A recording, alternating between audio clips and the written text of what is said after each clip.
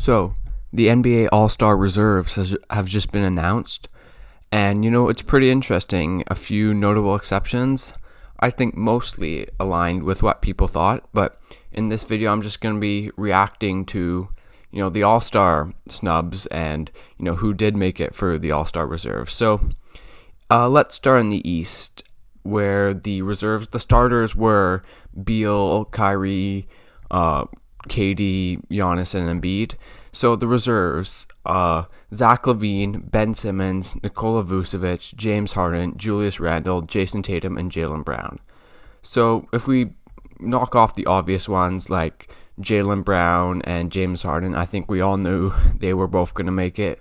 With Brown, it's the two-way ability and the fact that him and Jason Tatum are really the two only guys on the Celtics. And then with Harden, we all know how great Harden is. I think he's averaging a near triple-double in Brooklyn. His playmaking has really come out, and it's shown. He's now in a situation where he doesn't have to score in every single position, and he can cut out the bad shots and just focus on taking good, efficient shots and creating for teammates and for others.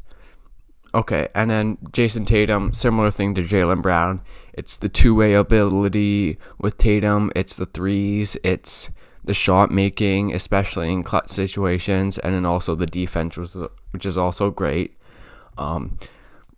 Funny, I think those two, Jaylen Brown and Jason Tatum, are both certainly deserving All-Stars, but the Celtics, I think they're around 500, and if you look at some of the other teams that don't have the amount of All-Stars that they do, who have a better record, like the Bucks, I'm noticing that Chris Middleton didn't make it. The Bucks have dropped like 5 straight. At some point, it was pretty recently, but still no Middleton. Despite him having a very efficient year and a very good year. That's a bit interesting. Julius Randle from the Knicks made it. I think that certainly deserved. The amount of talent in this league, he certainly deserves to be an all-star, both with his massive load for the Knicks, how his playmaking and shooting have improved, and how much the Knicks rely and lean on him, especially with the Thibodeau system.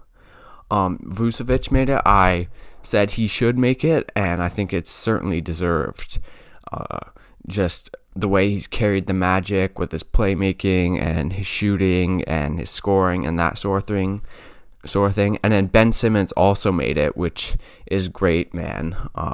Finally, defense being rewarded, impact over just stats like some other players. But Simmons having the impact on the game, having the playmaking and the defense.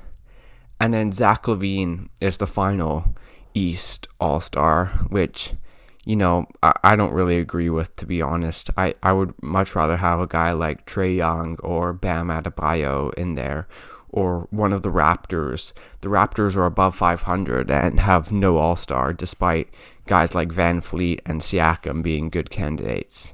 With LaVine, obviously the stats are great, the efficiency, the scoring, but, the defense still isn't good, constantly falling asleep, leading to easy baskets, and then just the assist to turnover ratio, it's too high for my liking. Just the amount of times he gets tunnel vision or makes a bad pass or doesn't see an open shooter, he has improved in that area, but it's still too much for me. Okay, so that's sort of the East All-Stars. Some of the snubs, no Heat. They haven't been great, but you'd think Bam Adebayo, with the impact he has on winning and his two-way ability.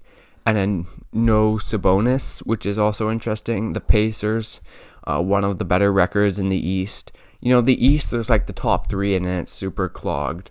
But still, not having Sabonis in there is certainly an interesting decision.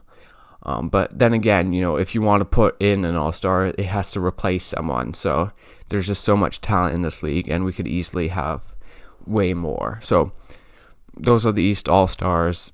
You could maybe make an argument that guys like Sabonis or Trae Young were snubbed, or one of the Raptors. But Moving on to the West All-Stars, which are Donovan Mitchell, Rudy Gobert, Zion, Anthony Davis, Chris Paul, Paul George, Damian Lillard. So the two Jazz guys, Mitchell and Gobert, both certainly deserving All-Stars. Jazz, I think they still have the best record in the NBA, and those two guys play a massive part of it.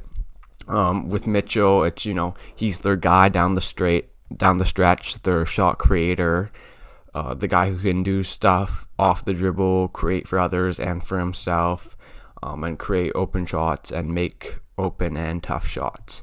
And then for Gobert, he's obviously probably their most important player.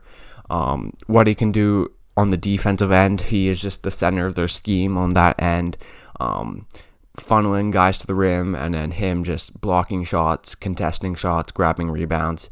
And then on offense, his screen setting, his ability to provide vertical spacing and to dive to the rim is also a big part of their offense. And he is certainly a deserving All-Star. And then if we get to some other obvious ones, Damian Lillard, I mean, he probably should have been a starter instead of Luka.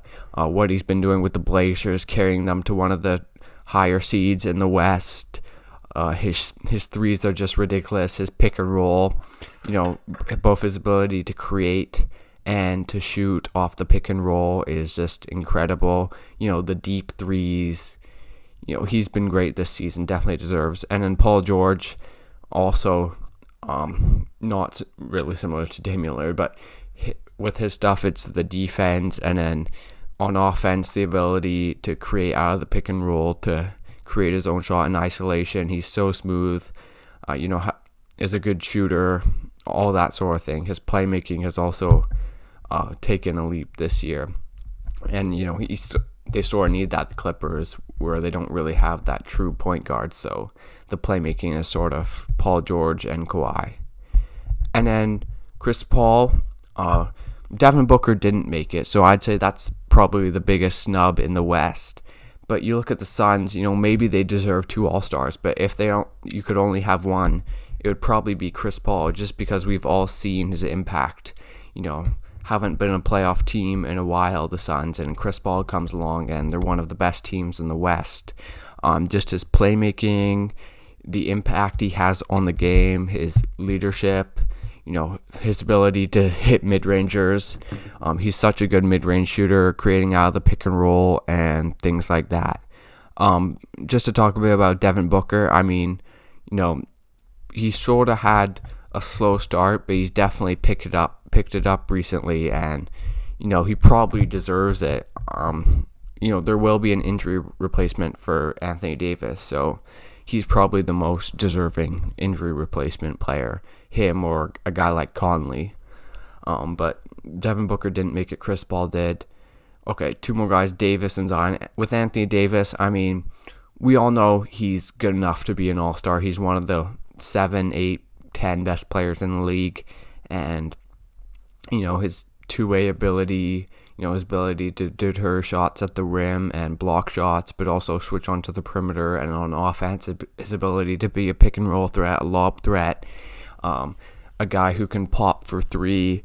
He's just great on both ends, and even though he hasn't had the best season and he did get injured, I think he's still good enough that he should be an All-Star. And then finally, Zion. Zion's ridiculous, man. Just the efficiency, how he shoots like 15 layups a game. He can always get to his left hand, and it's almost like no one else we've ever seen. Just his ability to get to his left hand and to score. He's so powerful, so fast, so quick. I mean, Zion is ridiculous, man. Just all the things he can do. And then the defense, sometimes it's not great, but most of the time it's pretty good and isn't that bad. And just the offense, it's incredible what he can do and how powerful he is. And I'm excited if the All-Star game does go ahead.